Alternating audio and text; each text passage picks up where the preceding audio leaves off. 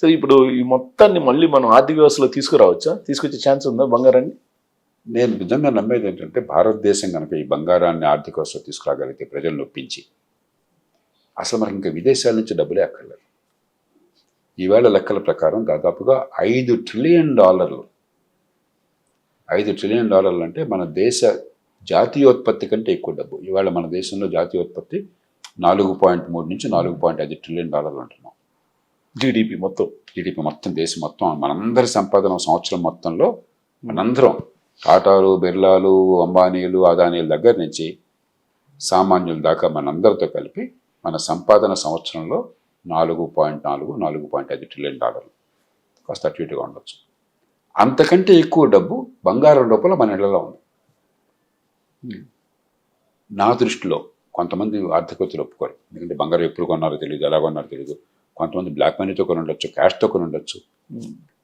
కానీ ఇవన్నీ పక్కన పెట్టేసి మీ బంగారం మీదే మార్కెట్లోకి తీసుకొచ్చేయండి.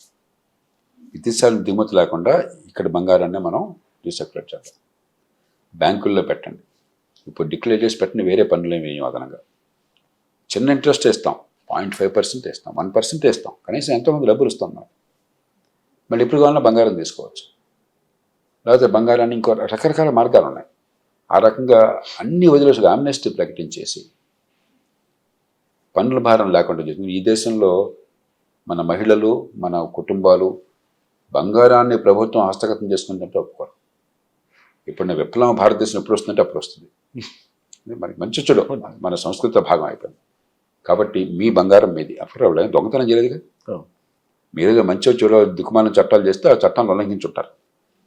తప్పు మీది కూడా ఉంది. పూర్వం బంగారం స్మగ్లింగ్ ఉండేది. ఎందుకని? బంగారం కొనే అవకాశం లేకుండా చేసి స్మగ్లింగ్ ఉండేది. ఇప్పుడు స్మగ్లింగ్ పోయింది పూర్తిగా.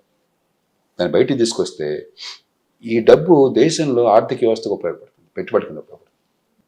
కాబట్టి దానికి ఏదైనా మార్గం చేస్తే మంచిది నా అభిప్రాయం. గతంలో ఒక చిన్న ప్రయత్నం చేశారు. ఇంకా చాలా కండిషన్లు పెట్టారు. నీ దగ్గర ఉండాలి, డిక్లేర్ చేయాలి, డిక్లేర్ చేయకపోతే వాళ్ళ పన్ను ఎంత కట్టాలా అట మీద ఎవరు వస్తారు? రాలా, చాలా కొద్ది భాగం వచ్చిందంటే. అది కూడా చేసిన పద్ధతి వల్ల ఇవాళ గవర్నమెంట్ మీద భారం పడింది. ఎందుకంటే ఆ బంగారాన్ని ప్రభుత్వం తీసుకున్నది, దానికి వాడేసుకున్నది